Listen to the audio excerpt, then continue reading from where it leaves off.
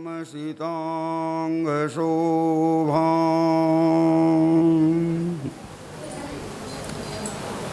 वृन्दावनेऽपि कृतया मुनगाङ्गसङ्गम्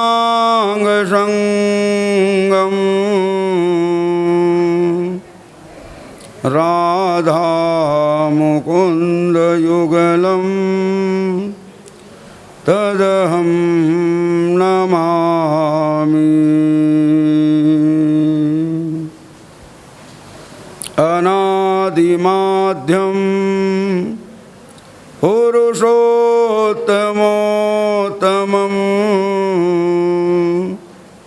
श्रीकृष्णचन्द्रं निजभक्तवत्सलम्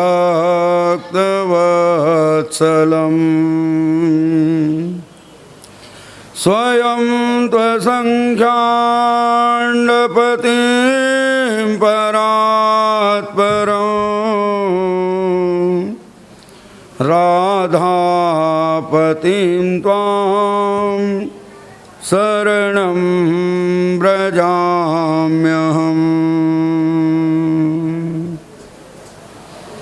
जयतु जयतु देवो देवकीनन्दनोऽयं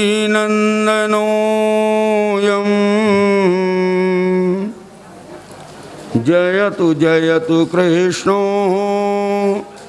वृष्णिवंशप्रदीप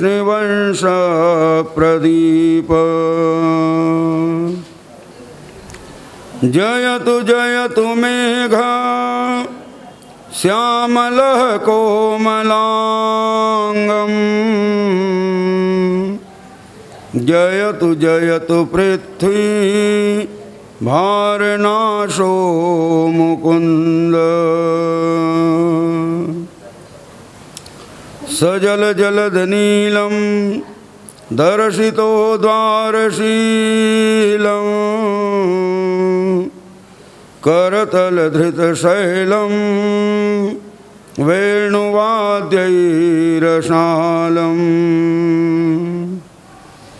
व्रजजनकुलपालं कामिनीकेलिलोलम्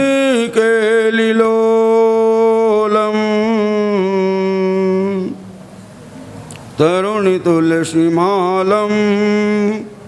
नौमि गोपालबालम्।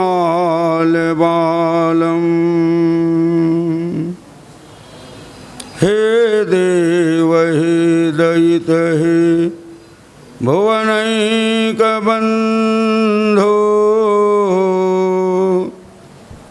हे कृष्ण हे चपल हे करुणैकसिन्धो हे नाथ हे रमण हे नयनाभिराम हा कदानुभविता श्रीपदं दृशोर्मे।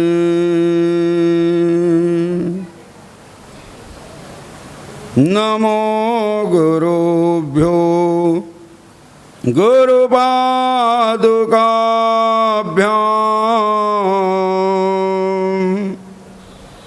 नमो परेभ्यः परपादुकाभ्याम्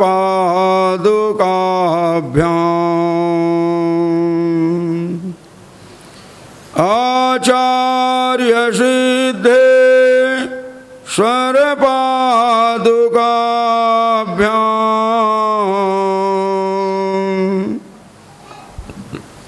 नमो नमः श्री गुरुपादुकाभ्याम्।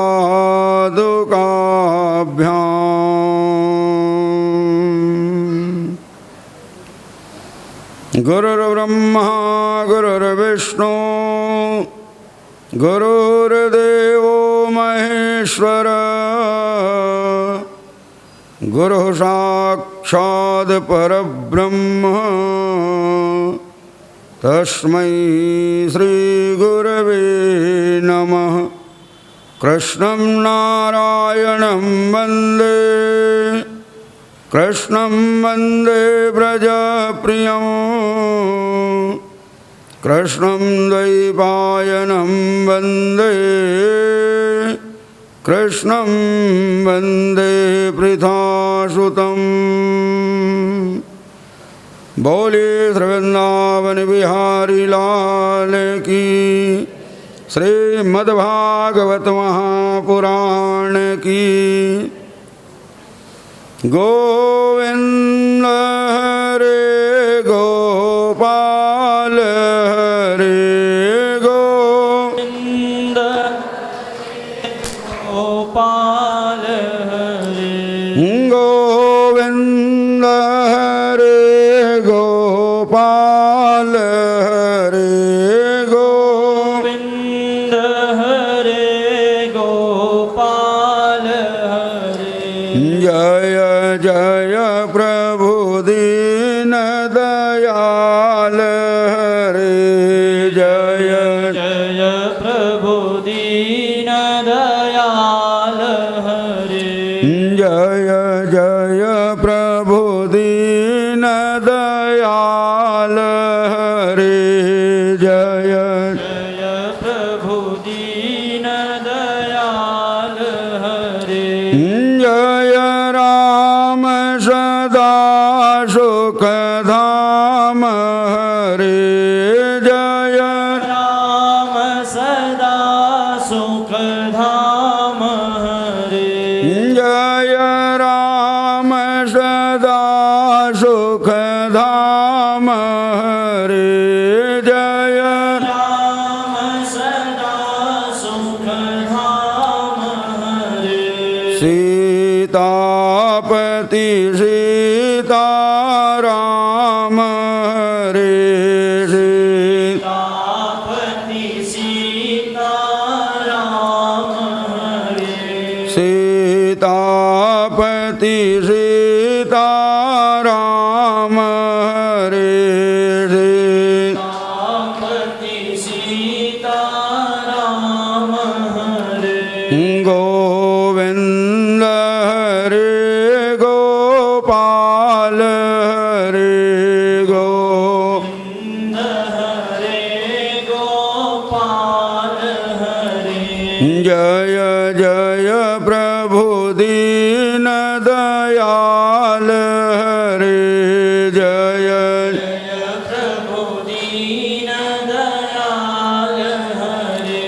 बोले श्री वृंदावन बिहारी लाल की, श्रीमद्भागवत महापुराण की, वेद व्यास भगवान की, श्री सुखदेव स्वामी की, बाल कृष्ण लाल की, बांके बिहारी लाल की, राधा वल्लभ लाल की, पूज्य गुरुदेव भगवान की जय जय श्री राधे। राजा परीक्षित को श्राप लगने पर जोगराज सुखदेव स्वामी आकर के वेद व्यास की गद्दी पर विराजमान हो गए। जानते हो राजा परीक्षित के द्वारा जोगराज सुखदेव स्वामी से एक छोटा सा प्रश्न किया गया है और उसी छोटे से प्रश्न का उत्तर जोगराज सुखदेव स्वामी के द्वारा 7 दिन और 7 रात तक प्रदान किया गया, जो श्रीमद् भागवत महापुराण के नाम से प्रसिद्ध हुआ। अभी तक जो आप लोग कथा सुन रहे थे भागवत महापुराण की मानव प्रस्तावना चल रही थी, है कि नहीं। मूल भागवत क्या है, जो जोगराज सुखदेव स्वामी ने कहा और राजा परीक्षित ने श्रवण किया। अभी तक जो कथा सुन रहे थे, कौन सुना रहे थे? सूत स्वामी। सूत स्वामी नए विसारण क्षेत्र में 88,000 ऋषि मुनि महात्माओं को प्रस्तावना के रूप में भागवत महापुराण का निरूपण करते हुए बताया कि कैसे राजा परीक्षित को श्राप लगा और कैसे सुखदेव स्वामी आकर वेदव्यास की गद्दी पर आसीन हुए।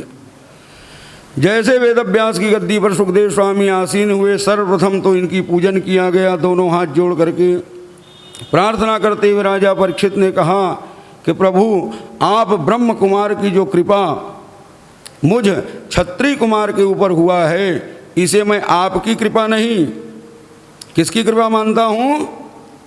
भगवान श्याम सुंदर की। क्योंकि भगवान की कृपा के बिना यदि कहीं मैं आपको ढूंढने के लिए निकलता तो 100 वर्ष का भी समय बीत जाता, आप मिलने वाले संत नहीं हो। लेकिन आपकी अनायास कृपा हुई है, मैं आपको ढूंढने के लिए कहीं गया नहीं हूँ, तो आपकी नहीं, ये मेरे भगवान की कृपा है। प्रभु कृपा करके आप मुझे बतलाइए कि अतः पृच्छामि संसिद्धि योगिनां परमं गुरुं पूर्णस्येह जद कार्यं म्रियमाणस्य सर्वथा। एक ही श्लोक और उसमें से भी ऊपर के 2 चरण तो सिर्फ संबोधन में निकल गया है। अतः पृच्छामि संसिद्धि योगिनाम परमम गुरु।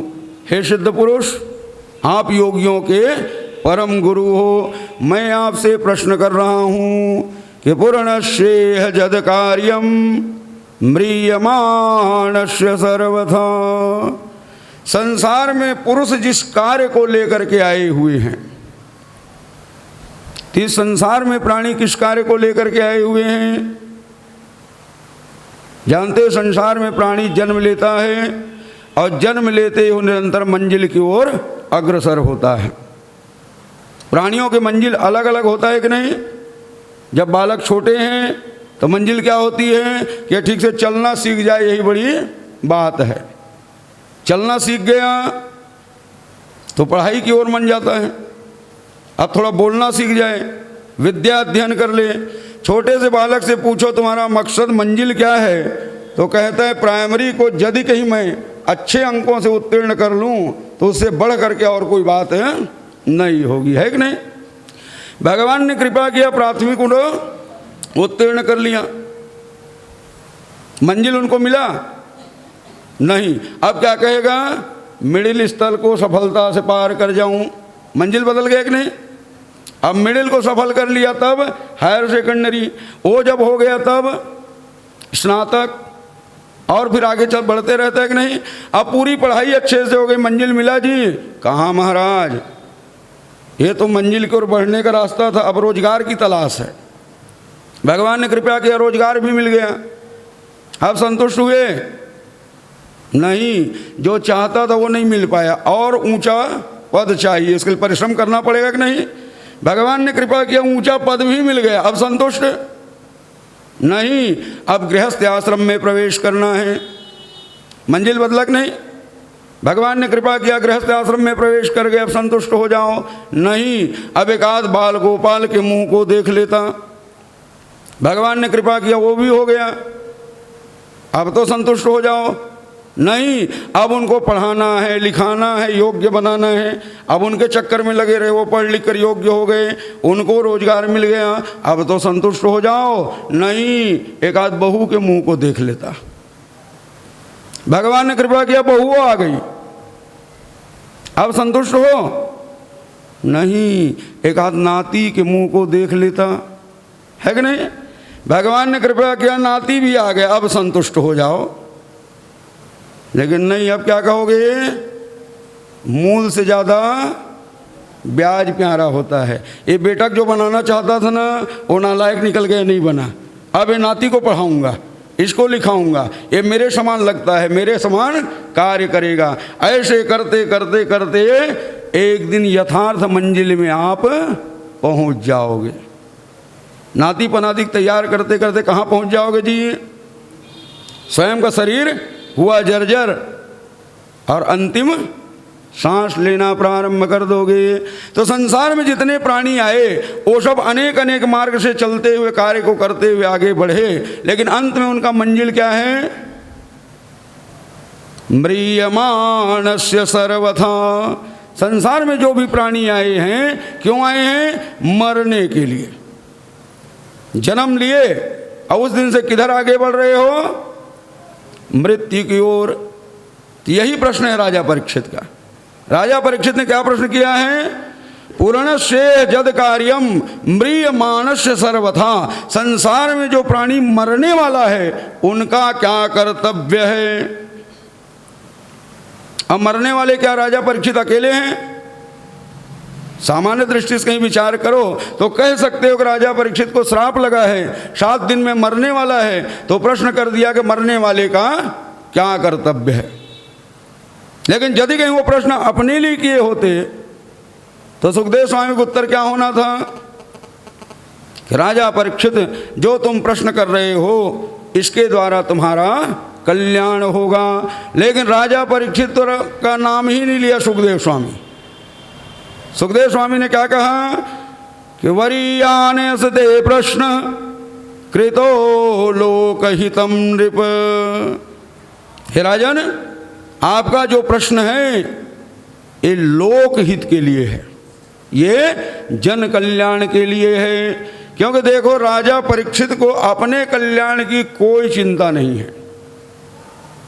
भला बताओ, जिनको स्वयं भगवान ने अपनी आयु प्रदान किया हो, अर्जुन जैसे भक्तराज का जो नाती हो, भगवान कृष्ण के गोद में खेला हो, क्या उनको आत्मकल्याण की चिंता है जी? राजा परीक्षित को अपने आत्मकल्याण की चिंता नहीं है। उनको चिंता किसकी है? राजा परीक्षित ने विचार किया कि पृथ्वी पर मैं कलयुग को निवास दे दिया हूं, कलयुग को निवास मिल चुका है और 7 दिन में अब मैं यहां से चला जाऊंगा। तो मैं तो चला जाऊंगा, लेकिन मेरे जाने के बाद ये कलयुग में जो मेरे प्रजा लोग होंगे उनके आत्मकल्याण का मार्ग क्या होगा। अभी तक आप लोग कथा में सुने होंगे कि किसी राजा के मन में कोई संशय होता है तो कहाँ दौड़ के जाते हैं? गुरु के शरण में। स्वयं राजा जाते हैं कि नहीं? राजा गुरु के पास जाएंगे और गुरु से समस्या का समाधान लेंगे। यहाँ पर उल्टी गंगा बह रही है। राजा परीक्षित स्वयं नहीं गया गुरु के पास, बल्कि क्या किया, एक स्थान पर बैठा और घोषणा किया कि जो मेरे आत्मकल्याण कर सकते हैं वो स्वयं आए। ऐसा क्यों किए? क्योंकि जानते हो, राजा परीक्षित के पास समय बहुत कम रहा। जैसे कलयुग को निवास दिया तत्काल हो गए श्रापित। अब दिन कितना बचा? 7। और कलयुग से बचने का मार्ग कोई एक संत महात्मा की वश की बात नहीं है। सब मिल करके सर्वसम्मति से कोई उपाय निकालेंगे। यदि समय होता तो राजा परीक्षित प्रत्येक महात्माओं के पास जा करके निराकरण का मार्ग पूछते, लेकिन अब इनके पास समय नहीं है कि 7 दिन में सबके पास वो पहुंच सके। तो राजा परीक्षित ने क्या निर्णय किया कि भले ही मैं 7 दिन में सबके पास ना पहुंच पाऊं, लेकिन सब मेरे पास पहुंच सकते हैं कि नहीं। इसलिए एक स्थान पर बैठे घोषणा हुई और बड़े बड़े संत महात्मा लोग पधारे कि अत्रि वशिष्ठ चवन सरध्वा नरेष्ठ नेमि भृगुरंगिराश पाराशरो गांधी सुतोध रामा उदत्य इंद्र प्रमदेद्म बाहु। ये बड़े बड़े संत ऋषि मुनि महात्मा गण आकर के विराजमान हुए। सब अपना अपना मार्ग बताए, लेकिन सर्वश्रेष्ठ मार्ग किसका निकला?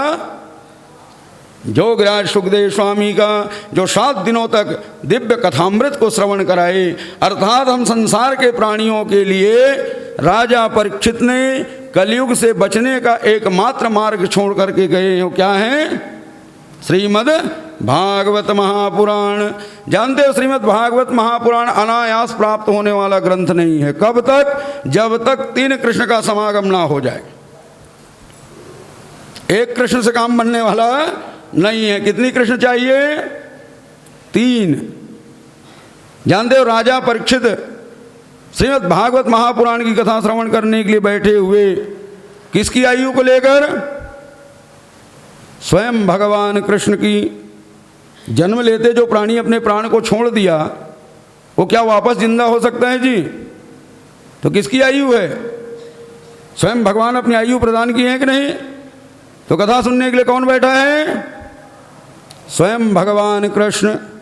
कृष्ण की आयु को लिया हुआ राजा परीक्षित बैठे हैं। कथा को सुनाने वाले कौन? जोगराज सुखदेव स्वामी। मैं आप लोगों को बताया था कि सुखदेव स्वामी गर्भ से बाहर आने के लिए तैयार नहीं। तो इनको भगवान ने वचन दिया कि तुम्हें मेरी माया नहीं घेरेगी। भगवान की माया किसको नहीं घेरती जी? ब्रह्मा शंकर भी बच नहीं पाए हैं, नारद जी भी बच नहीं पाया है। भगवान की माया से यदि कोई मुक्त है तो सिर्फ भगवान, और कोई दूसरा मुक्त होने वाले नहीं हैं। और जोगराज सुखदेव स्वामी माया से मुक्त हैं, तो भगवान स्वयं अपनी आयु देकर उनको भेजे हुए हैं कि नहीं? तो कथा सुनाने वाले कौन? भगवान श्री कृष्ण। क्योंकि जानते हो श्रीमद् भागवत महापुराण में अनेकों प्रकार के संवाद हैं, लेकिन किसी के नाम के साथ में श्री शब्द का उच्चारण नहीं हुआ है।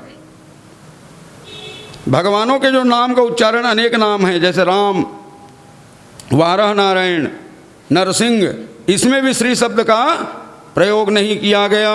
श्री शब्द का प्रयोग सिर्फ दो व्यक्तित्व में हुआ है, एक हुआ है श्री कृष्ण, दूसरा श्री सुखदेव, और किसी तीसरे के लिए उच्चारण नहीं हुआ। तो कथा सुनाने वाले कौन?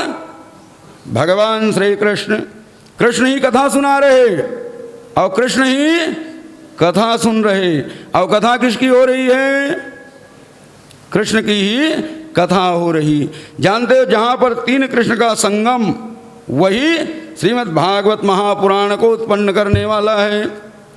जहाँ पर तीन नदियों का संगम होता है उसको सबसे पवित्र स्थान मानते हो कि नहीं? तीर्थ बन जाता है। जैसे जानते हो बड़े बड़े तीर्थ हैं, लेकिन ये सभी तीर्थों का राजा किसको कहा जाता है? तीर्थराज प्रयाग। क्यों कहा जाता है?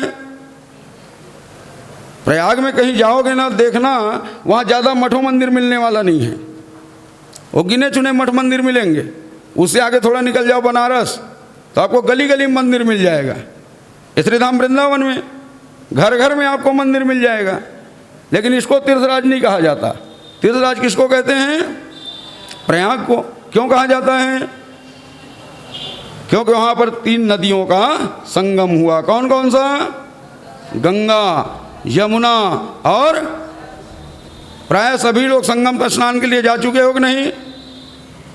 सबके अपने मन में अभिलाषा होती है सनातन धर्मियों का कि अपने जीवन काल में और कहीं नहीं तो कम से कम त्रिवेणी में जरूर डुबकी लगाएं। सभी चाहते हो कि नहीं? बहुत से लोग तो जीते जी पहुंच जाते हैं सिन्हा जी, अधिकांश। लेकिन नहीं भी पहुंच पाते ना, तो उनके बच्चे उनको पहुंचा जाते हैं, है कि नहीं? लेकिन बिना संगम में जाए किसी काम बनने वाला नहीं है। त्रिवेणी संगम यदि कहीं पहुंच गए प्रयागराज, तो देखिएगा गंगा जी इधर से आ रही है, यमुना जी इधर से आ रही है, दोनों मिले हो गए एक और निकल गए आगे बनारस की ओर। तो संगम किसका किसका हुआ? त्रिवेणी संगम है, गंगा यमुना सरस्वती। लेकिन गंगा दिख रही है, यमुना दिख रही है, लेकिन सरस्वती दिखाई देने वाली, वो पंडा लोग भले बता देते हैं सर रंग को, ये यहाँ सरस्वती, इसको देख लो, लेकिन वहाँ कुछ दिखाई देने वाला नहीं है। लुप्त हो गई कि नहीं? जब तीन नदियों का संगम होता है तो एक नदी अपनी अस्तित्व को खो देती है। उसी प्रकार श्रीमद् भागवत महापुराण की कथा जहाँ पर प्रारंभ होती है, वहाँ पर आज भी दो कृष्ण दिखाई देते हैं, एक श्रोता, दूसरा वक्ता। लेकिन तीसरा कृष्ण नहीं दिखाई देते। वो कहाँ हैं? वो श्रीमद् भागवत महापुराण में लीन हो गए हैं। प्रतिदिन आप लोग प्रार्थना करते हो कि नहीं कि श्रीमद् भागवत याख्योयम प्रत्यक्ष कृष्ण एव ही। प्रत्यक्ष भगवान कृष्ण का स्वरूप कहा गया इस कलिकाल में श्रीमद् भागवत महापुराण को। तो बिना तीन कृष्ण के समागम के श्रीमद् भागवत महापुराण प्रारंभ होने वाला नहीं है। बोलिए कृष्णचंद्र भगवान की। जोगराज सुखदेव स्वामी सबसे पहले राजा परीक्षित के अनेकों मन में जो संदेह था उनका निराकरण किए। पहला संदेह क्या? कि मेरे पास सिर्फ 7 दिन हैं। जोगराज सुखदेव स्वामी ने कहा, राजा परीक्षित 7 दिन बहुत होता है, कोई कम समय नहीं है। खट्वांगो नाम राजर्षि ज्ञाति तामिहायुणा। एक महाराज हुए खट्वांग, इनकी आयु एक मुहूर्त शेष रह गया। देवर्ष नारद के द्वारा जब इन्हें ज्ञान प्राप्त हुआ तो एक मुहूर्त में ही वल कल वस्त्र धारण करके भगवान का ध्यान करते हुए ब्रह्म को प्राप्त कर लिए। जब एक मुहूर्त में भगवान को प्राप्त किया जा सकता है तो 7 दिन और 7 रात कोई कम होता नहीं है। समय के संशय का निराकरण हुआ।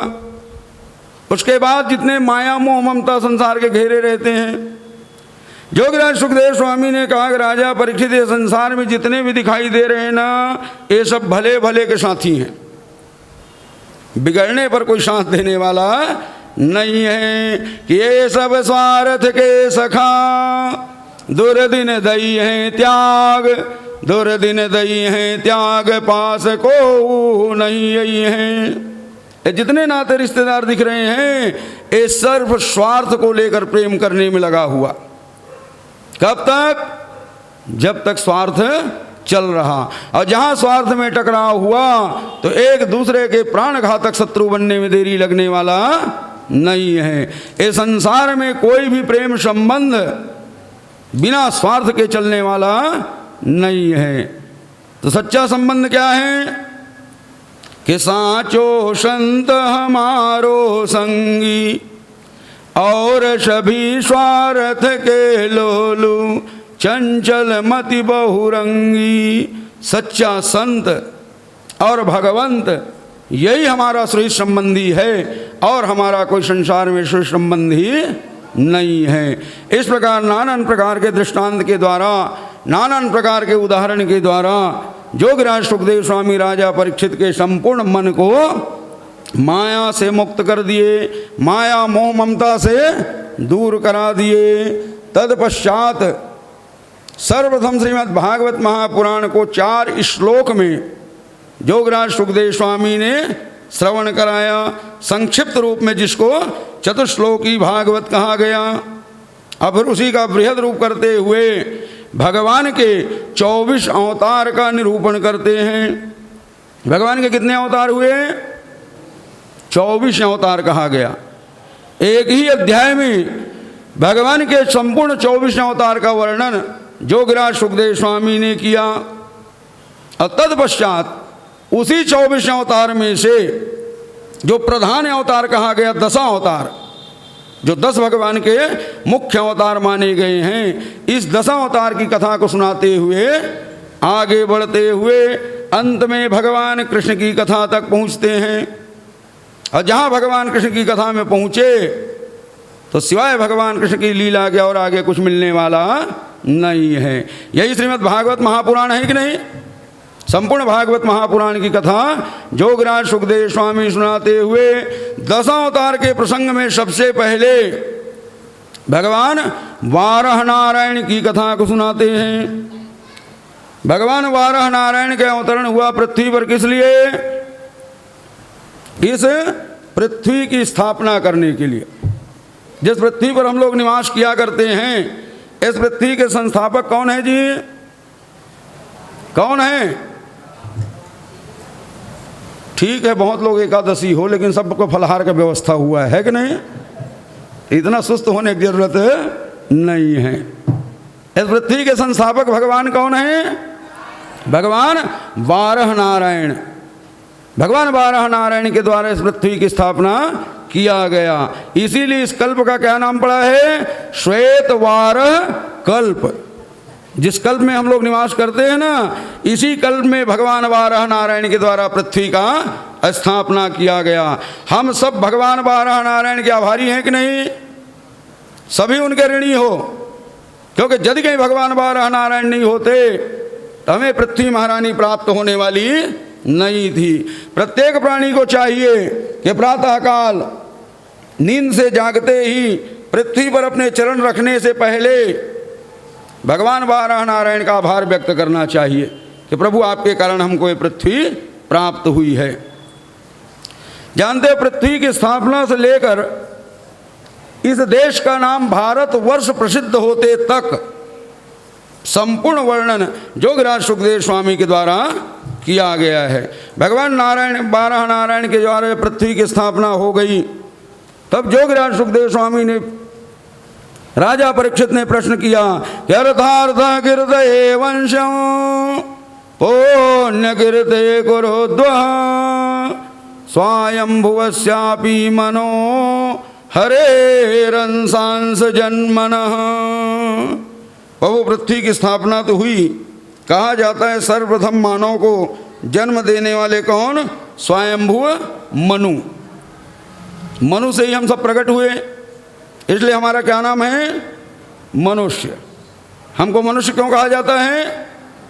क्योंकि हम सब मनु के संतान हैं। तो कृपा करके ये बतलाइए कि स्वयंभू मनु के कितने संतान हुए, कैसे उनके वंश परंपरा आगे बढ़ी।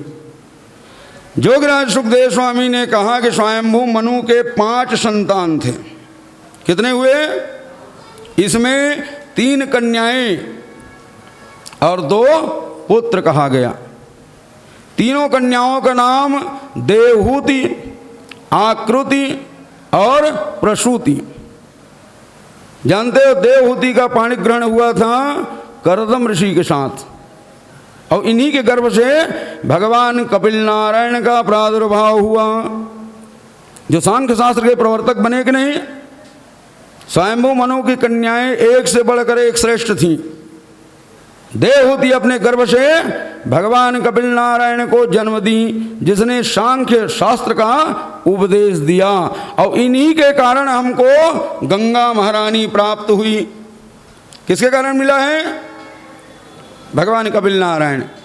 इन्हीं के श्राप से सगरवंशी राजाएं नष्ट हो चुके थे, तब लगातार तपस्या किया गया, सफलता मिली भागीरथ को, और गंगा महारानी को पृथ्वी पर अवतरित किया गया। बोलिए कपिल नारायण भगवान की। दूसरी कन्या का नाम था आकृति। इनका पाणी ग्रहण हुआ था रुचि प्रजापति के साथ। इनके घर में स्वयं भगवान यज्ञ नारायण ने जन्म लिया। जानते हो अभी इस कलिकाल में यज्ञ के बिना किसी काम चलने वाला नहीं है कि नहीं? सभी यज्ञ का आयोजन करते हो कि नहीं? और यज्ञ में आहुति दिया जाता है, और आहुति देते समय किसका उच्चारण होता है? स्वाहा। ये कौन है? भगवान यज्ञ नारायण की धर्मपत्नी। बिना स्वाहा शब्द के उच्चारण किए भगवान यज्ञ नारायण आहुति को स्वीकार नहीं करते। बोलिए यज्ञ नारायण भगवान की। तीसरी कन्या का नाम प्रसूति। प्रसूति का पाणी ग्रहण हुआ दक्ष प्रजापति के साथ। इनकी 60 कन्याएं थीं, लेकिन सर्वश्रेष्ठ कन्या कौन?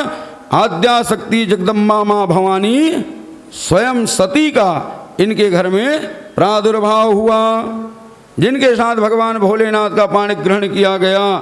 सती को प्राप्त तो किए दक्ष, लेकिन माता को पहचान नहीं पाए।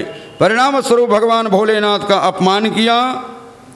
अब भगवान भोलेनाथ के अपमान के परिणाम को ये हुआ कि सती महारानी से इनको अपना हाथ धोना पड़ गया। माता सती यज्ञ में जाकर के अपने शरीर को विध्वंस कर देती हैं, लेकिन सती का मन भगवान भोलेनाथ के चरण में अनन्य भाव से लगा हुआ। प्रार्थना किए हुए थे कि जहाँ रहूँ, जिस दशा में रहूँ, सिवाय भगवान भोलेनाथ किसी और को वरण ना करूँ। परिणाम क्या हुआ? यही कालांतर में पारम्बा पार्वती के रूप में प्रकट हुई हिमांचल के यहाँ, और पुनः भगवान को तपस्या के द्वारा प्राप्त करती हैं। भगवान भोलेनाथ बड़ा सुंदर बारात सजा करके आकर पार्वती को ग्रहण करते हैं। बोलिए उमापति महादेव की। श्री हरि नारायण नारायण नारायण श्री हरि नारायण नारायण नारायण भजमन नारायण नारायण नारायण भजमन नारायण नारायण नारायण न लक्ष्मी नारायण नारायण नारायण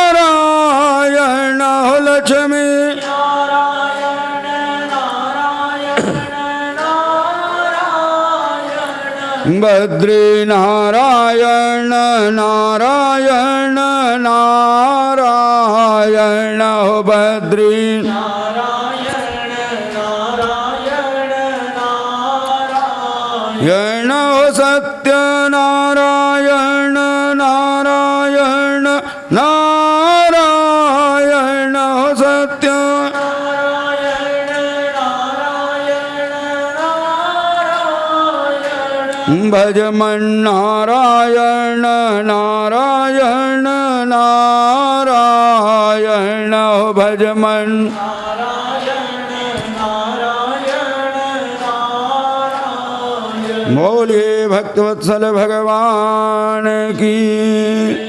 इस प्रकार स्वयं मनु के वंश परंपरा कथा सुनाते हुए तीनों कन्याओं का निरूपण हुआ। लेकिन वंश कहा गया कन्या से नहीं, किससे चलता है जी? पुत्रों से। गोत्रधारक कौन होते हैं? पुत्र होते हैं। कन्या तो अन्य गोत्र को चलाने वाली। यहाँ पर जोगराज सुखदेव स्वामी ने कहा कि स्वयं मनु के 2 पुत्र भी हुए। बड़े पुत्र का नाम प्रियव्रत और छोटे का नाम उत्तानपाद।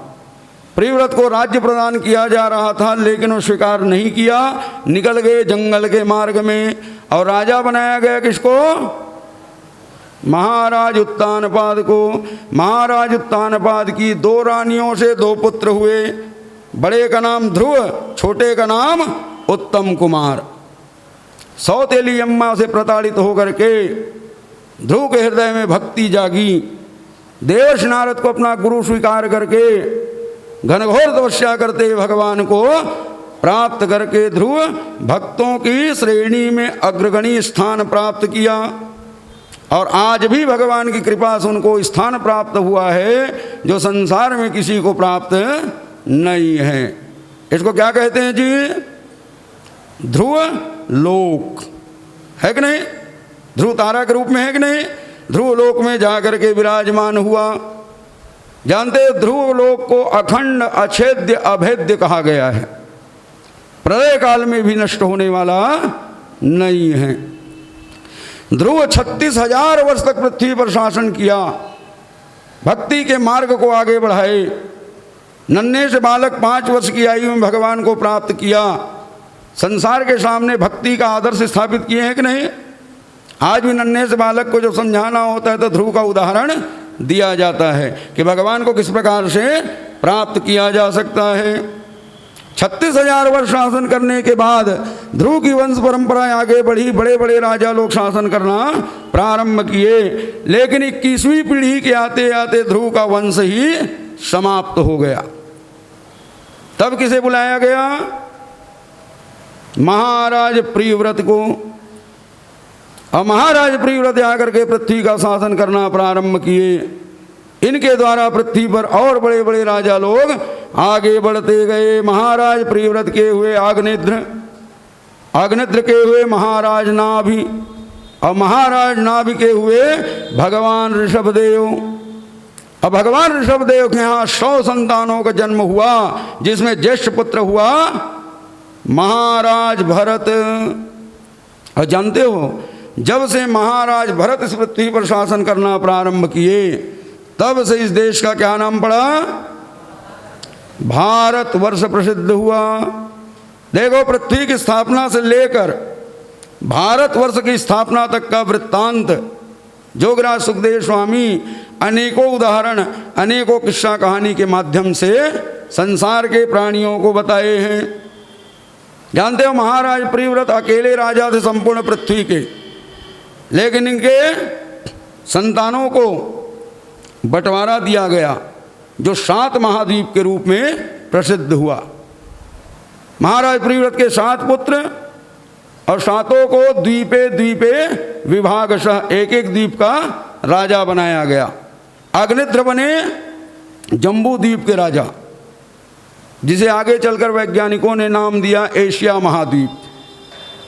इनके हुए 9 संतान, इसमें ज्येष्ठ हुए महाराज नाभि। 9 संतानों को इस द्वीप का 9 खंड करके बंटवारा दिया गया, खंडे खंडे विभागशः, इसमें बड़ा खंड जिसका नाम था अजनाभ वर्ष, वहाँ के राजा हुए महाराज नाभि। महाराज नाभि के एक ही संतान हुआ भगवान ऋषभदेव, अजनाभ वर्ष के राजा। अब भगवान ऋषभदेव के 100 संतान हुए, लेकिन भगवान ऋषभदेव ने बंटवारा की पद्धति को समाप्त कर दिया। भगवान ऋषभदेव ने कहा कि घर में परिवार में हिस्सा बंटवारा हो तो ठीक है, लेकिन राज्य का बंटवारा होना उचित नहीं है, क्योंकि हमारे 100 पुत्र हैं और 100 पुत्रों को कहीं छोटा छोटा खंड करके राज्य का विभाजन कर दूं तो आगे चल करके यही आपस में लड़ मरेंगे, उचित नहीं है। तो सभी पुत्रों के सामने प्रस्ताव रखे, उसमें से 9 पुत्रों ने तो अपने आप को संत बना लिया, जो 9 जोगेश्वर के नाम से प्रसिद्ध हुए। एक पुत्र बाहुबल ने हिस्सेदारी के लिए प्रार्थना किया तो उनको छोटा सा राज्य अलग करके प्रदान कर दिया गया, और संपूर्ण अजनाभ वर्ष के राजा कौन बना? महाराज भरत। और जब से भरत ने शासन करना प्रारंभ किया तब से इस देश का नाम भारत वर्ष प्रसिद्ध होता है। बोलिए भक्तवत्सल भगवान की। जानते इस भारत वर्ष में यदि कहीं पशु पक्षी का भी शरीर प्राप्त हो जाता है तो उनको धन्य कहा गया है कि नहीं?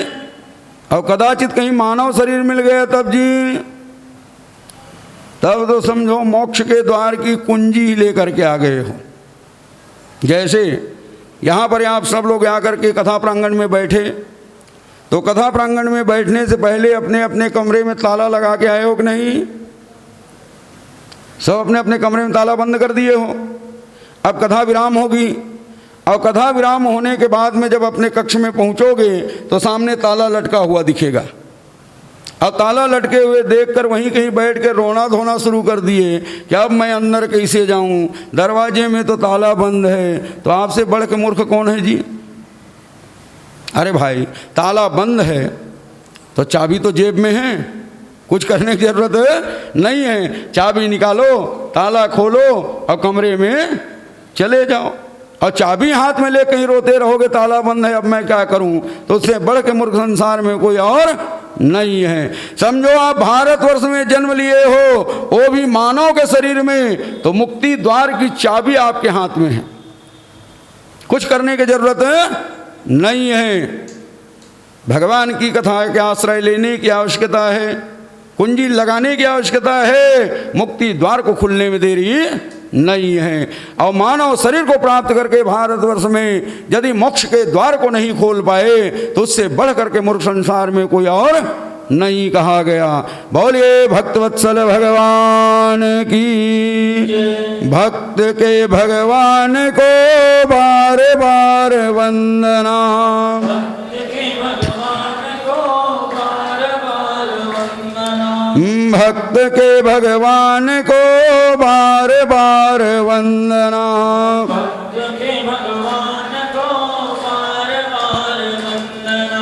बार बार वंदना, हजार बार वंदना, बार बार वंदना, हजार बार वंदना, बार बार वंदना, हजार बार वंदना,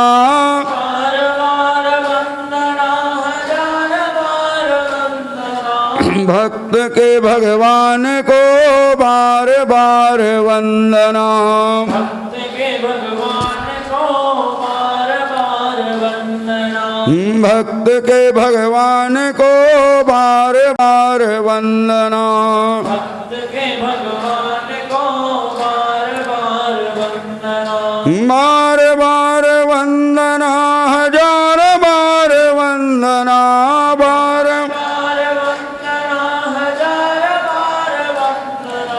बार बार वंदना, हजार बार वंदना, बार बार वंदना, हजार बार वंदना, सीता के राम को बार बार वंदना, सीता के राम को बार बार वंदना, राधा के श्याम को बार बार वंदना, राधा के श्याम को बार बार वंदना, बार बार वंदना, हजार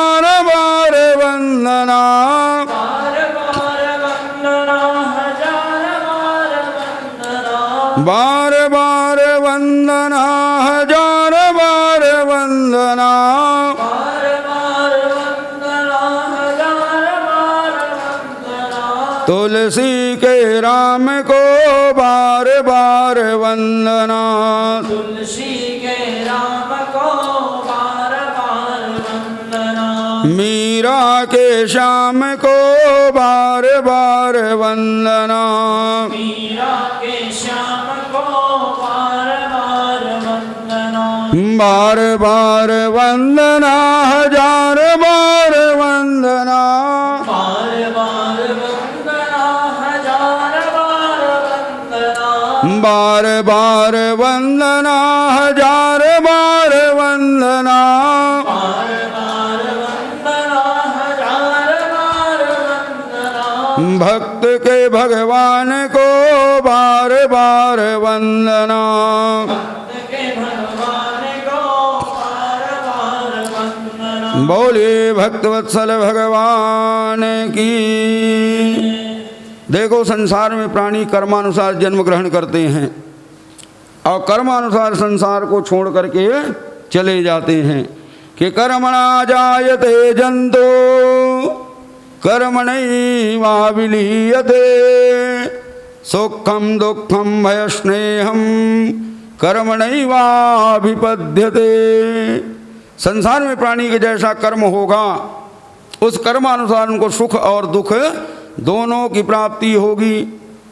यदि कर्म अच्छा रहा तो उच्च घर में जन्म होगा, कर्म और श्रेष्ठ रहा तो संपदावान के घर में जन्म होगा, कर्म और श्रेष्ठ रहा तो उच्च वर्ण में जन्म होगा। और भी कहीं कर्म श्रेष्ठ रहा तो देवता का शरीर भी प्राप्त हो सकता है। लेकिन ऐसा जरूरी नहीं सिन्हा जी कि सबका कर्म श्रेष्ठ हो। निकृष्ट कर्म करने वाले प्राणी भी हैं कि नहीं? यदि कर्म निकृष्ट होगा तो निकृष्ट घर में तुम्हारा जन्म होगा, निकृष्ट वर्ण में जन्म ग्रहण करोगे, संपदा से हीन होकर के नाना प्रकार के दारिद्रता को प्राप्त करोगे। यदि कर्म और खराब रहा तो अनेक प्रकार के निम्न योनियां हैं, कुकर है, सूकर है, पशुओं की योनियां, ये भी प्राणी को प्राप्त होता है। और यदि कर्म और भी खराब रहा तो इनको नाना प्रकार के नरक में छोड़ा जाता है। नरक भी एक नहीं अनेकों है कि नहीं?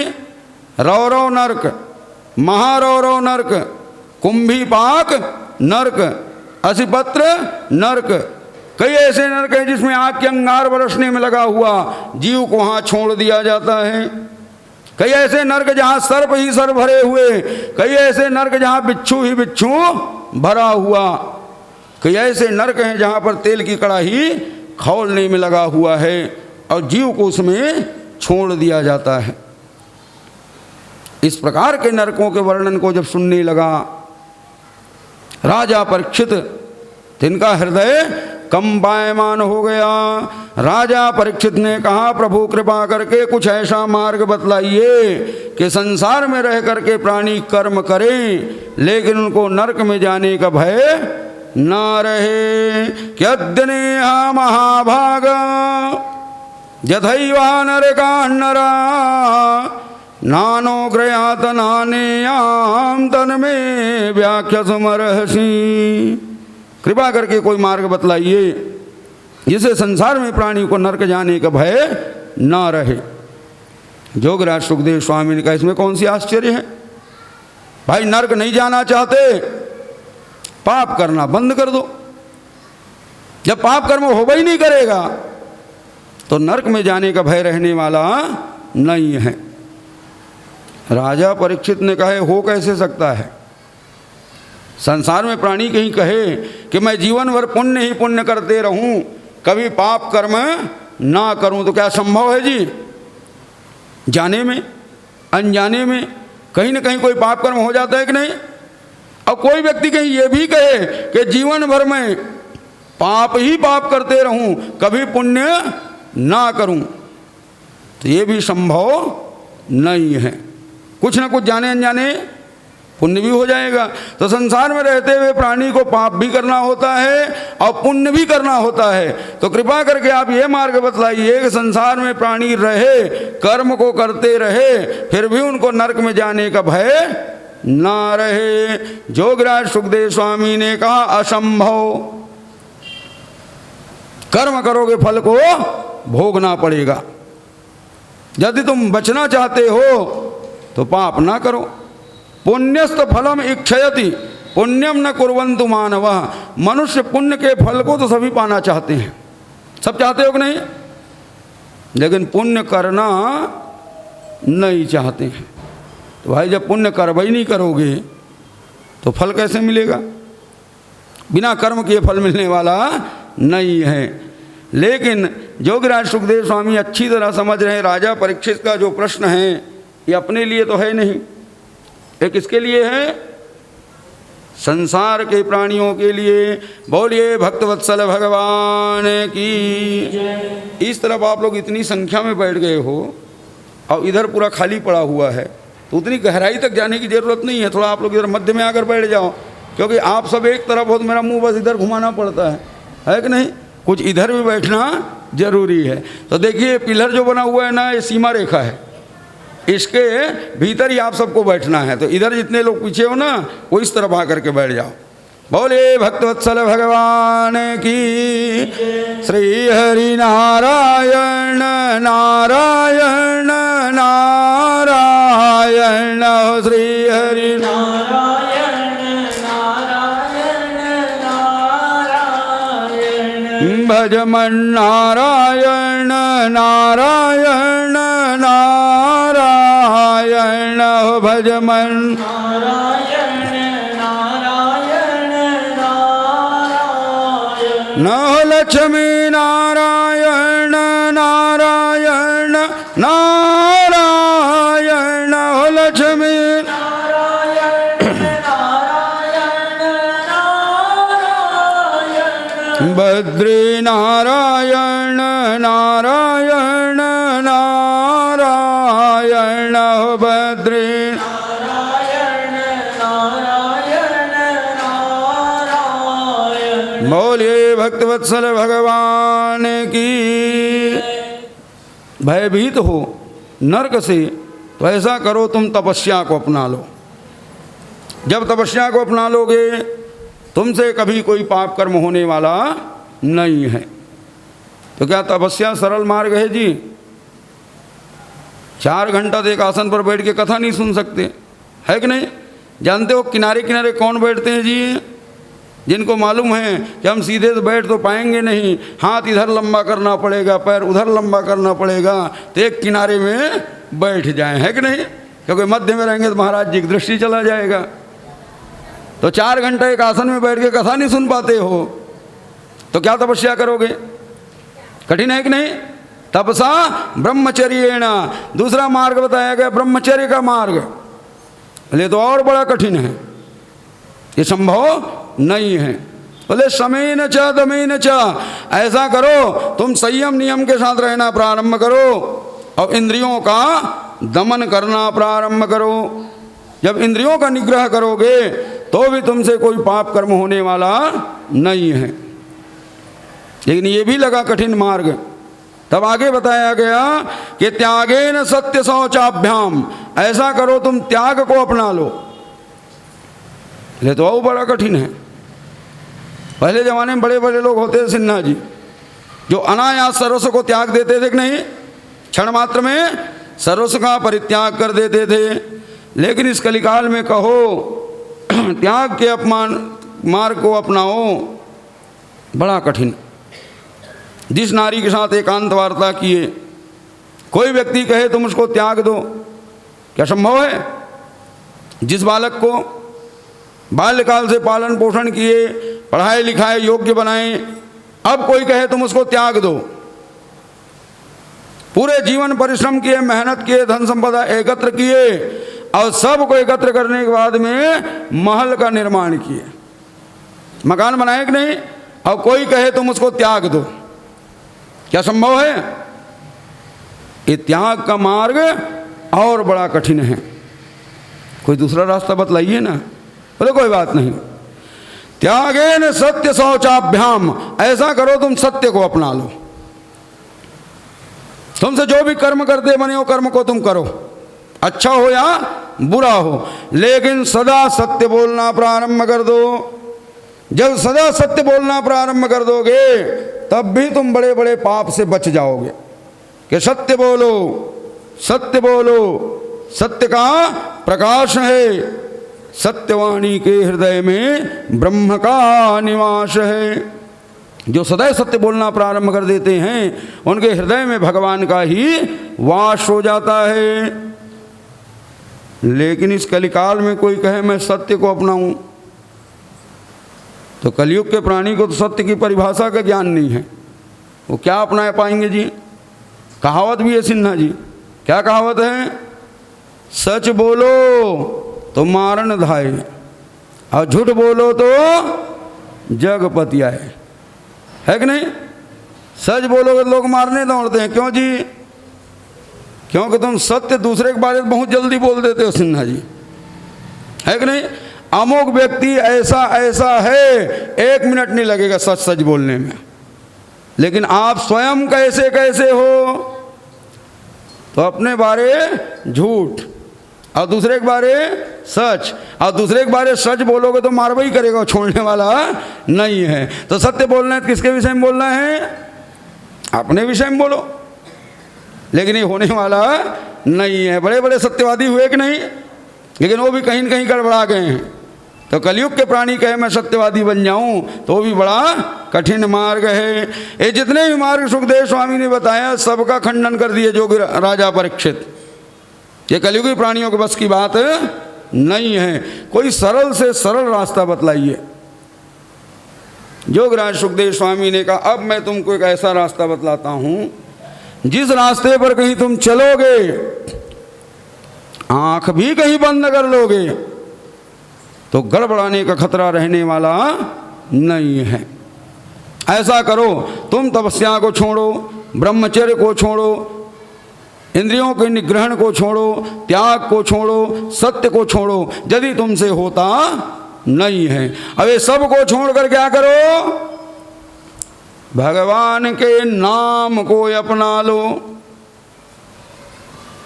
दिनों रात भगवान के नाम का उच्चारण करना प्रारंभ कर दो। पाप के पहाड़ भी कहीं क्यों ना जमा कर लिए हो, लेकिन यदि कहीं उसमें भगवान के नाम रूपी अग्नि लगा दिया गया तो उनको जलकर भस्म होने में देरी नहीं है।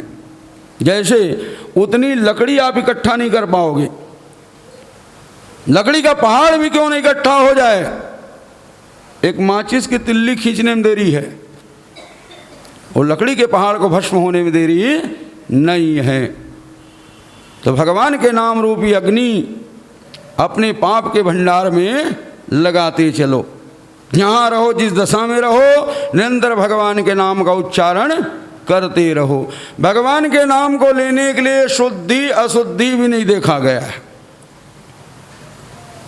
जब आपके मन में इच्छा हो जाए, पवित्र हो, भगवान के नाम को लो। आप पवित्र भी हो, भगवान के नाम को लो। स्नान कर लिए, भगवान के नाम को लो। नहीं नहाए हो तो भी भगवान के नाम को ले सकते हो। रात में सो रहे हो, नींद नहीं आ रही है तो व्यर्थ के वार्ता ना करो। क्या करो? भगवान के नाम को लेना शुरू कर दो। अब भगवान के नाम का भी कोई कमी नहीं है। सहस्त्र नाम है कि नहीं, जिस नाम में तुम्हारा प्रेम लग जाए। भगवान के नामों को कोई कमी नहीं है। सीताराम, राधे श्याम, गोविंद, गोपाल, हरि, मुरारी, नारायण, केशव, माधव, जिस नाम में प्रेम लग जाए। राम ही राम कहो ऐसा जरूरी नहीं सिन्हा जी, श्याम भी कह सकते हो, है कि नहीं? जिस नाम में तुम्हारा प्रेम लग जाए उस नाम का निरंतर उच्चारण करते रहो। जानते भगवान की नाम है अग्नि के समान। आग को जान के छुओगे जलाएगा, अनजाने में छुओगे वो ये नहीं सोचेगा नहीं जानता तो ना जलाऊं, जला भी करेगा। अग्नि हवन कुंड का होगा तो भी जलाएगा। अग्नि चिता का भी होगा तो भी शुद्ध हो अशुद्ध हो, स्पर्श करने में देरी है, वो जलाने में देरी नहीं करेगा। उसी प्रकार भगवान का नाम है। भगवान के नाम को आप जैसे भी लो, जान कर लो, अनजाने में लो, भूल में लो, भय में आकर लो, कामात क्रोधात स्नेहात लोभात मोहात एन केन प्रकारेण, जिस प्रकार से भी हो आप भगवान के नाम को लेना प्रारंभ कर दो। भगवान के नाम को लेने के लिए कोई विशेष समय, विशेष दिन, विशेष तिथि, विशेष वार भी नहीं कहा गया है। हर अवस्था में भगवान के नाम ले सकते हो कि नहीं? लेकिन भगवान के सामान्य नाम के लिए है ओंकार युक्त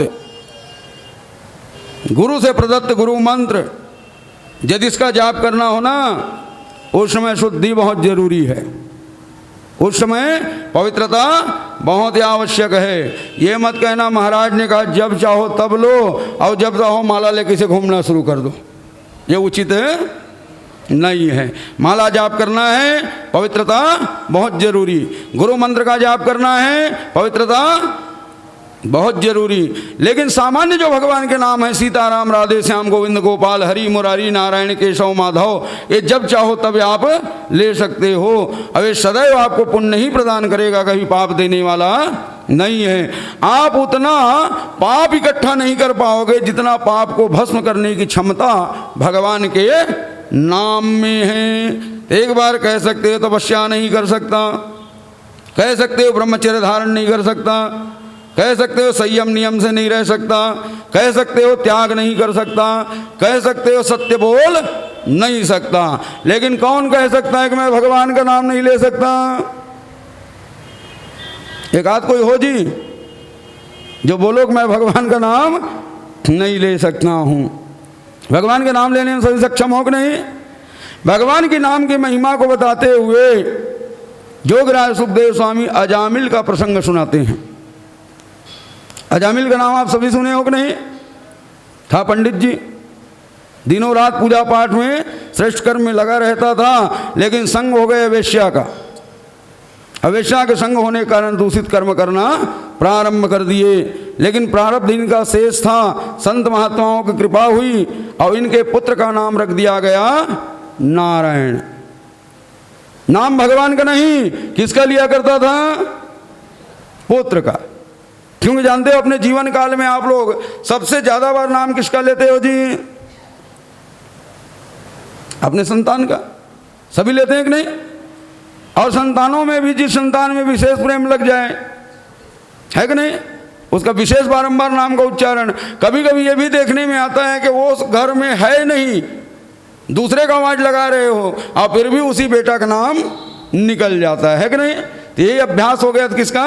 अजामिल का। ये दिनों रात पुत्र के बहाने नारायण नारायण जपा करते थे।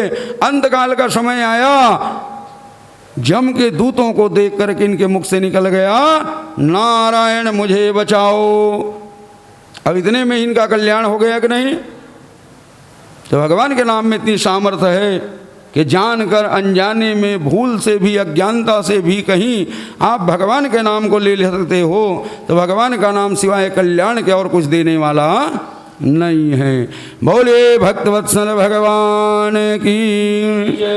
चाहे घड़ी घड़ी हो, चाहे पल पल हो, चाहे घड़ी घड़ी हो, चाहे पल पल हो, चाहे घड़ी घड़ी हो, चाहे पल पल हो, चाहे घड़ी घड़ी हो, चाहे पल पल हो, पर ध्यान रहे प्रभु चरणों में, पर ध्यान रहे प्रभु चरणों में। मिलता है सच्चा सुख केवल, मिलता है सच्चा सुख केवल, मिलता है सच्चा सुख केवल, मिलता है सच्चा सुख केवल। केवल भगवान तो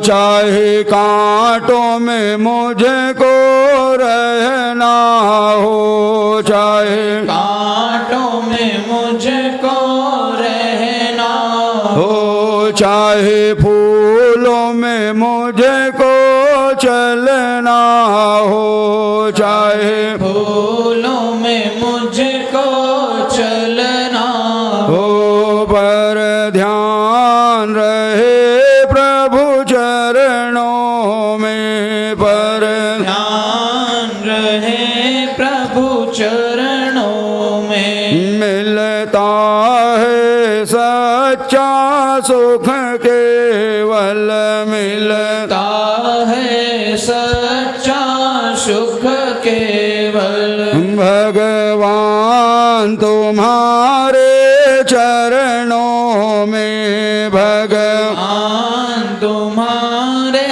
चरणों में, चाहे घड़ी घड़ी हो, चाहे पल पल हो, चाहे घड़ी घड़ी हो चाहे पल पल हो, चाहे घड़ी घड़ी हो, चाहे पल पल हो, चाहे घड़ी घड़ी हो चाहे पल पल हो, पर ध्यान रहे प्रभु चरणों में, पर ध्यान रहे प्रभु चरणों में। बोलिए भक्तवत्सल भगवान की। भक्त प्रहलाद की जो कथा है इसको कहा जाता है भक्ति विवर्धन चरित्र। क्या कहते हैं? भक्ति को आगे बढ़ाने वाला। विपरीत परिस्थिति में रहते हुए भी कैसे भगवान को नहीं भूलना है, ये शिक्षा किससे लिया जा सकता है? भक्त प्रहलाद से। आजकल बहुत आसानी से आप लोग बोल दिया करते हो। क्या कहते हो? क्या करें महाराज, इच्छा तो बहुत होता है भगवान के नाम लेने का, भगवान कथा सुनने का, लेकिन ऐसे परिवार के चक्कर में पड़ गए हैं कि चाह करके भी कर नहीं सकते हो। कहते हो कि नहीं? बहुत जल्दी दोष लगा देते हो। किसके ऊपर जी? ये परिवार के ऊपर, है कि नहीं? अपना दोष कोई नहीं, किसको डालोगे? अब गृहस्थी चक्कर है महाराज, क्या करें, चाह करके भी कर नहीं सकते हैं। देखो, क्या तुम्हारे परिवार में ऐसा कोई व्यक्ति है जैसे भक्त प्रहलाद के परिवार में था? जानते, भक्त प्रहलाद के परिवार में नहीं, गांव में नहीं, राज्य में नहीं, इनके देश में भी भगवान के नाम लेने वाले को मृत्यु दंड प्रदान करने का प्रावधान था।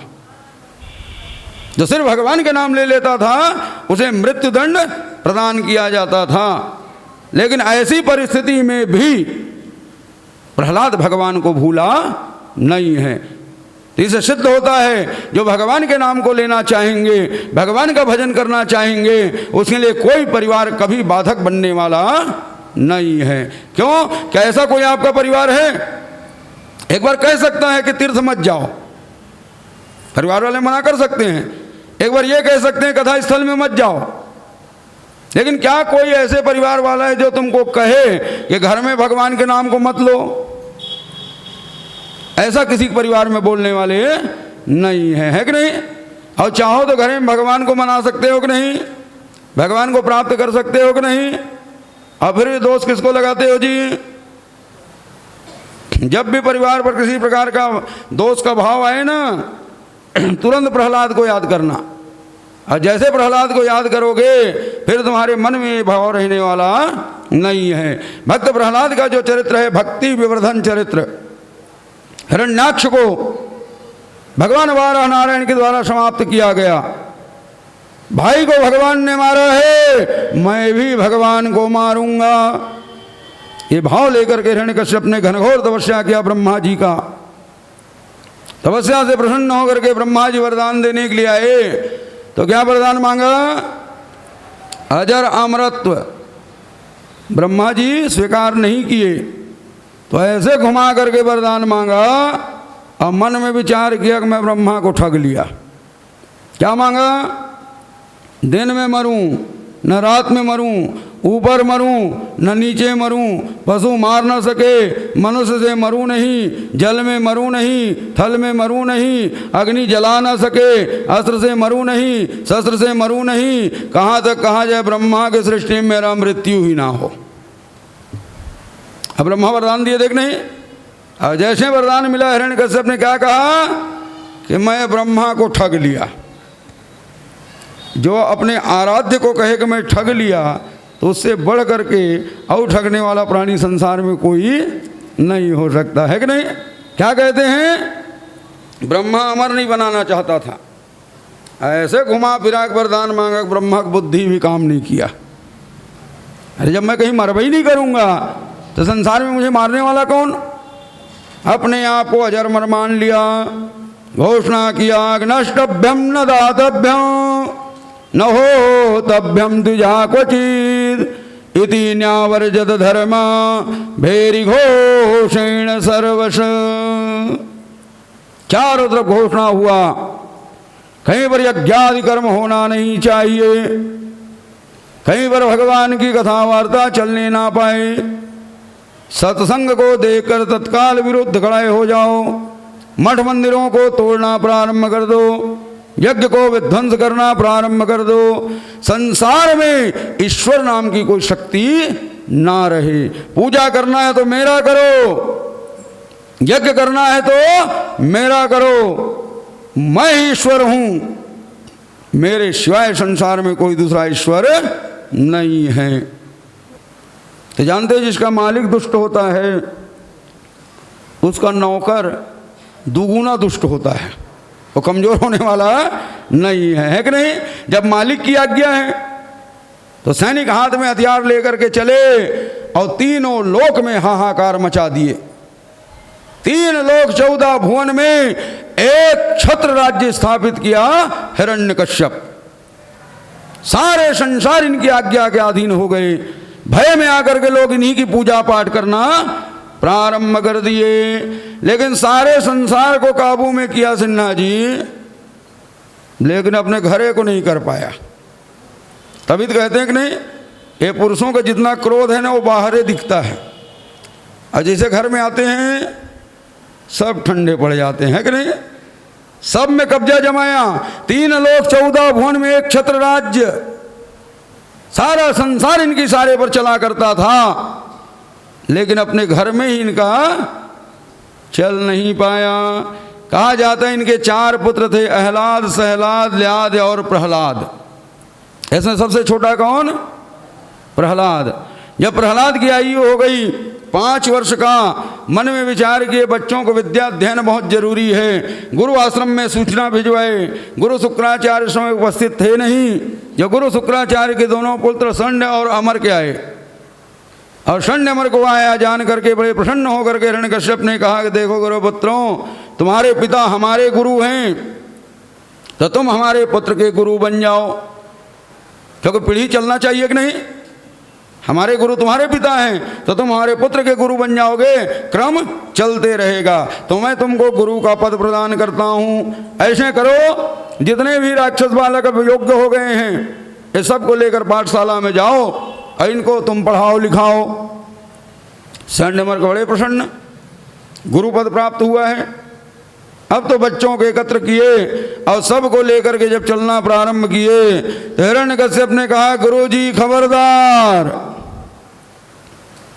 गुरुजी ने कहा क्या बात है सरकार। हिरण्यकश्यप ने कहा देखो, इन बच्चों को लेकर जा तो रहे हो, लेकिन ध्यान रहे इनको दैवी विद्या का ज्ञान मत कराना, क्योंकि यदि कहीं इनको दैवी विद्या का ज्ञान कराओगे, यथार्थ ज्ञान, तो हमारे शत्रु और देवताओं के मित्र हो जाएंगे। तो इनको कौन सा ज्ञान बताना? तामसी विद्या, जिससे ये हमारे ही रहे, हमसे इनका मन दूर ना होने पाए। गुरुपुत्रों ने कहा भैया बेटा तुम्हारा है, तुम जैसे कहोगे हम वैसे पढ़ा देंगे। जैसे तुम कहोगे ना तुमको ईश्वर सिद्ध करना है तो हम तुम ही को ईश्वर बता देंगे।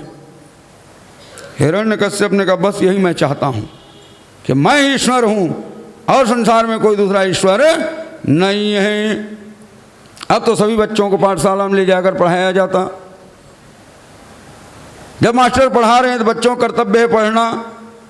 सभी बच्चे पढ़ते थे, प्रहलाद भी पढ़ा करते थे, लेकिन प्रहलाद समझ गया कि यहाँ पर जो ज्ञान दिया जा रहा है यथार्थ नहीं है। लेकिन गुरु के वाक्य का खंडन भी उचित नहीं, जो बोलते हैं वो पढ़ लिया करते, लेकिन कभी भी उसको अपने मन में रखा नहीं करते थे। मन तो इनका भगवान के चरणों में लगा हुआ। पढ़ाई कराते कराते 6 महीने का समय व्यतीत हो गया। बच्चों की जब 6 महीना की पढ़ाई पूरी हो जाती है तो एक परीक्षा लिया जाता है सिन्हा जी। कौन सी परीक्षा होती है जी? 6 महीने में परीक्षा होता है, उसको क्या बोलते हो? अर्धवार्षिक छमाही परीक्षा। तो जितने बच्चे हैं सबका परीक्षा तो पाठशाला में लिए, लेकिन प्रहलाद का नहीं लिए। क्यों? राजा का बेटा है, वो भी छोटकौआ। अरे छोटा बेटा कहीं राजा के सामने जा कविता पाठ कर दे, हो सकता है राजा प्रसन्न हो जाए। अब प्रसन्न हो गया तो कुछ इनामों का संभावना है कि नहीं? राजकुमार है तो राजकुमार प्रहलाद को लेकर के सीधे राजसभा में आ गए। गुरु महाराज राजसभा में प्रहलाद को लाया गया, लेकिन हिरण्यकश्यप इनको देखा प्रसन्न नहीं हुए। हिरण्यकश्यप ने कहा कि अरे गुरुपुत्रों, ये बालक को यहाँ क्यों ले आए हो? अरे भेजो इनके महतारी के पास। 6 महीना के बाद बालक आया है, लेकिन पिता इनको देखकर प्रसन्न नहीं हुए। क्यों? क्योंकि जानते हैं पहुंचे पाठशाला से। अब पाठशाला में जितने विद्यार्थी हैं सबका एक गणवेश होता है कि नहीं? उस जमाने में कौन सा वेश होता था जी? ब्रह्मचारी का वेश। संत का वेश बनाते थे कि नहीं? संत ब्रह्मचारी के रूप में प्रहलाद सामने खड़ा हुआ तो अपने पुत्र को ब्रह्मचारी के रूप में देख करके क्या हिरण्यकश्यप को अच्छा लगता? हिरण्यकश्यप ने कहा है तो इनका महतारी के पास। अब गुरु महाराज बेचारे वहीं बैठे रह गए। प्रहलाद अंदर प्रवेश किया। जैसे भीतर प्रवेश किए 6 महीना के बाद अपने पुत्र को देखी माता का याधु दौड़ करके अपने हृदय से लगाई। वहाँ पुत्र इतने दिन के बाद आए हो, स्नान ध्यान कराए, नाना प्रकार के व्यंजन खिलाई। अब महल में आ चुके हैं तो राजसी पोशाक पहनाए राजकुमार के समान। और राजसी पोशाक पहनाने के बाद माता का यादव ने कहा बेटा पिता महाराज से आशीर्वाद लिए हो? प्रहलाद ने कहा नहीं मैया, हम तो गए थे लेकिन उसे अंदर भेज दिए। नहीं बेटा, पिता से जरूर यह आशीर्वाद लेना चाहिए, जाओ पिता महाराज से मिलने के लिए। अब तो प्रहलाद राजसी पोशाक को पहन करके जैसे राजमहल में प्रवेश किया, सभा के मध्य में बैठा हुआ हिरण्यकश्यप गदगद हुए अपने पुत्र को राजकुमार के रूप में देख करके, आओ पुत्र उधर नहीं, मेरे गोद में बैठो। राजगद्दी पर बैठा हुआ हिरण्यकश्यप अपने गोद में प्रहलाद को बैठाया। बड़े प्रेम से, बड़े स्नेह के साथ इनके सिर में अपने हाथ को फेरे। हिरण्यकश्यप ने कहा देखो पुत्र, तुमको किसी से भी डरने का कोई जरूरत नहीं है। हिरण्यकश्यप का पहला उपदेश है सिन्हा जी अपने पुत्र के लिए। क्या उपदेश दे रहे हैं? तुमको किसी से डरने का कोई जरूरत नहीं है। अब इसी बात को प्रहलाद गांठ बांध लिया था, क्योंकि बाप ने कहा है किसी से डरने की कोई जरूरत है। ऐसा क्यों बोला? इसलिए बोले कि भले ये राजकुमार है लेकिन है तो बालक, और सभा में बड़े बड़े राक्षस लोग बैठे हुए हैं, तो इन राक्षसों को देखकर डर ना जाए, इसलिए क्या बोला? किसी से डरने का कोई जरूरत नहीं है। प्रहलाद ने कहा पिताजी मैं संसार में किसी से नहीं डरता सिवाय उसको छोड़कर। किधर इशारा किया? ऊपर की ओर। हिरण्यकश्यप ऐसे देखा किसको बोलता है। हिरण्यकश्यप के पल्ले कुछ पड़ा नहीं। हिरण्यकश्यप ने कहा देखो भाई, तुम किसी डरो या ना डरो, उससे मुझे कोई लेन देन नहीं है। लेकिन तो मुझे ये बताओ, इतने दिन तक तुम रहे पाठशाला में, विद्या अध्ययन करते रहे, अनेकों विद्या को तुम सीखे होगे, तो उस विद्याओं में जो तुमको अच्छा विद्या लगता हो वो तुम हमको सुनाओ। प्रहलाद ने कहा पिताजी सुनाऊं? बोले हाँ बेटा सुनाओ। अब तो प्रहलाद का उपदेश प्रारंभ हुआ कि तद साधु मन्ये सुरवर्य देहिनाम सदा समोद्विग्न ही आत्मसद्गृहात् हेत्वात्मपातं गृहमान्धकूपं वनं गतो यद्वरिमां श्रयेत। प्रहलाद ने कहा, पिताजी मेरी दृष्टि में ये संसार झूठा है, झूठ मूठ का संसार है। ये संसार असार है, जो दिखता है वो है नहीं, और जो है वो दिखता नहीं। माया में संसार है। संसार के प्राणी माया मोह में ग्रस्त होकर के पशुवत व्यवहार किया करते हैं। मैं और मेरापन का जो भाव है ये क्या है? पशुवत व्यवहार है, ये मेरा है। जैसे किसी पशु को भोजन देने के लिए जाओ, दो चारा उनके लिए डाला जाए ना, वो उस पर ध्यान नहीं देते, और किस पर ध्यान देते हैं? जो दूसरे पर डाला जाए। अपना जो डालोगे वो पैर में इसे खींचेंगे, और दूसरे को डालोगे उनको खाना शुरू करेंगे, और दूसरे को जब वो खाना शुरू करेगा तो वो पशु क्या उनको छोड़ेगा, और दोनों में हो जाएगा झगड़ा। और दोनों में झगड़ा हुआ तो क्या होगा जी? न स्वयं खाएंगे न उनको खाने देंगे, और जितना है सबको रौंद करके नष्ट कर देंगे। तो ये मैं और मेरापन का जो भाव है ये क्या है? पाश्विक बुद्धि। और पशु बुद्धि में आकर के संसार के प्राणी अपना और पराये का भाव किया करते हैं। लेकिन जब भगवान की कृपा हो जाती है तब संसार के प्राणी को अपने आत्म स्वरूप का ज्ञान होता है, और जब आत्म स्वरूप का ज्ञान होता है तभी परब्रह्म परमात्मा की इनके ऊपर कृपा होती है। बिना भगवान की कृपा के कार्य सिद्ध होने वाला नहीं है। तो क्या ये उपदेश हिरण्यकश्यप को अच्छा लगता जी? हिरण्यकश्यप दोनों गुरु महाराज की ओर देखें। क्यों गुरुपुत्रों, क्या यही विद्या सिखाने के लिए मैं पाठशाला में भेजा था? अब गुरुपुत्र बेचारे क्या बोलते? आए थे नाम के लोभ में सिन्हा जी, लेकिन मिला क्या? फटकार पड़ा कि नहीं? क्या यही पढ़ाए हो? नहीं राजन, हम इनको ऐसा नहीं पढ़ाए हैं। हिरण्यकश्यप ने कहा, मैं जानता हूं तुम इनको ऐसा पढ़ा भी नहीं सकते हो। क्यों? मेरे भय के कारण तुम इनको ऐसा पढ़ा नहीं सकते। लेकिन बिना किसी से पढ़ाए विशुद्ध संस्कृत की वाणी नन्हा सा बालक बोल भी नहीं सकता। इसका मतलब क्या है? कि जरूर ये देवताओं का षड्यंत्र है, क्योंकि देवता जानते हैं कि ये बालक मुझे बड़ा प्यारा है, नन्हा है, छोटा है, तो तुम्हारी अनुपस्थिति में देवता भेष बदल के आते होंगे और इनको भड़का कर अपने मार्ग में ले जाने में लगे हुए हैं। तभी तो नन्हा बालक है। ले जाओ पाठशाला और अच्छी तरह निगरानी करना, कोई बाहरी व्यक्ति इनसे मिलने के लिए ना आने पाए। अब ऐसी विद्या सिखाना कि जो कुछ सिखाए वो सबको विस्मृत कर जाए और तामसी विद्या की ओर अग्रसर हो जाए। ले जाओ इसे।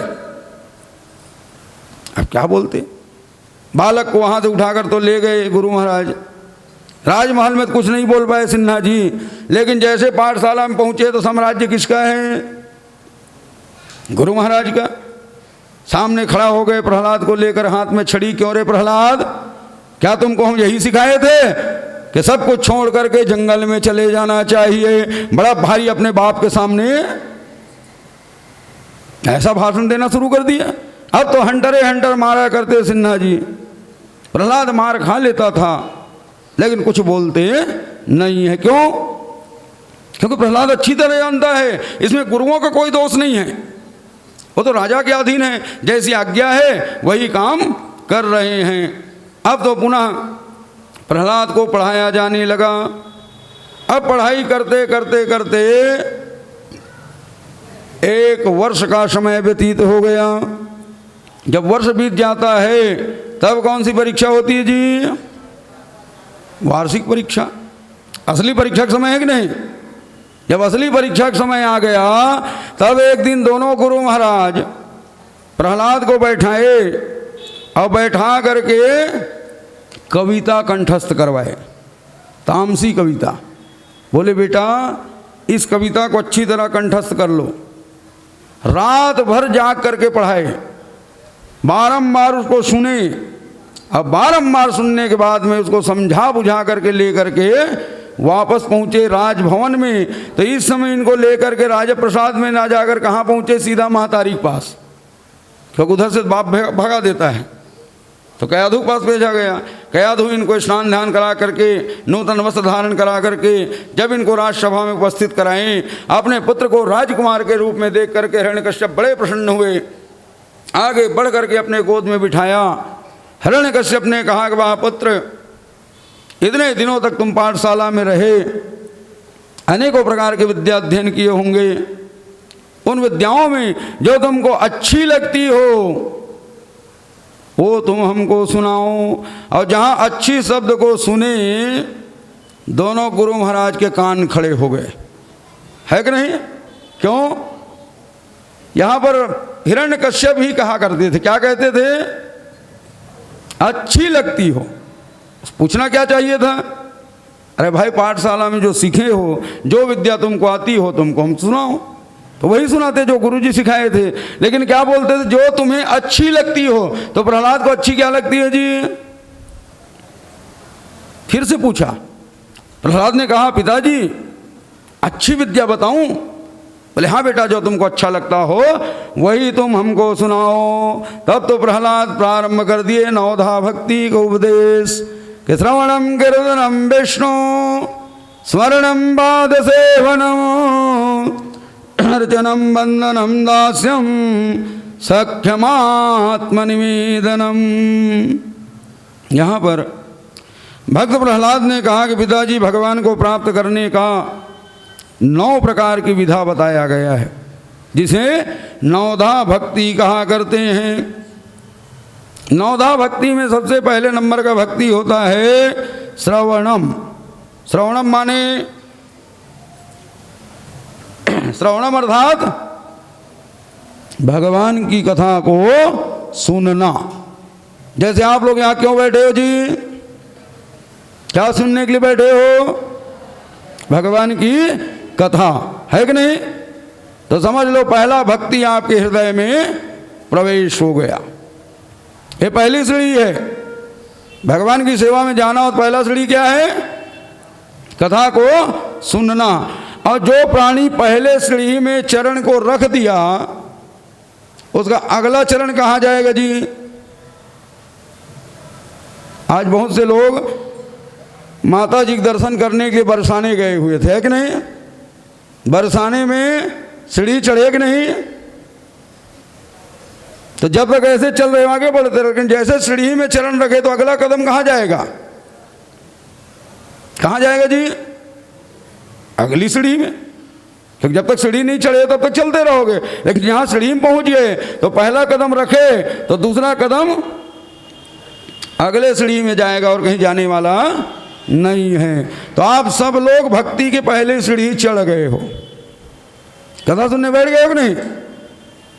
तो दूसरा सीढ़ी कीर्तनम। श्रवणम कीर्तनम विष्णु स्मरणम पाद सेवनम। दूसरा भक्ति क्या है? कीर्तन भक्ति। तो यहाँ पर भगवान के नाम को लिया, जहाँ भगवान कथा सुनाया जाता है, बीच बीच में भगवान नाम संकीर्तन भी होता है। आप लोग बोलते हो कि नहीं? सामने वाले बोल देते हैं क्योंकि महाराज जी देख रहे हैं, लेकिन पीछे वाले कहते हैं हमको क्या मतलब, वो सामने वाले की जिम्मेदारी है कि नहीं? तो देखो भगवान के नाम संकीर्तन भी करने में दे किसी प्रकार का कंजूसी नहीं होना चाहिए। ये दूसरी नंबर की भक्ति है। कीर्तनम विष्णु स्मरणम, भगवान की कथा होगी, कीर्तन करोगे तो क्या भगवान को भूल जाओगे? स्मरण बना रहेगा कि नहीं? बारंबार कथा में बोध कराया जाता है कि भगवान ही सर्वेश्वर हैं, भगवान से बढ़ करके संसार में और कुछ नहीं है। निरंतर उनको स्मरण करते रहो। समझो तीसरी सीढ़ी मिल गई। श्रवणम कीर्तनम विष्णु स्मरणम पाद सेवनम। चरण की सेवा, जहाँ भगवान की कथा होगी, भगवान का श्री विग्रह विराजमान होगा, अब भगवान के चरणों की सेवा करोगे कि नहीं? पाद सेवनम अर्चनम, अर्चना करना, वंदनम भगवान की वंदना करना, दास्यम मन में ये भाव लाना कि हम भगवान के दास हैं और भगवान हमारे स्वामी हैं। जब अपने मन में आप दास भावना को ले आए तो समझ लो 7 प्रकार की भक्ति आपके हृदय में विद्यमान हो गया। कौन सी भाव आने पर? दास भाव।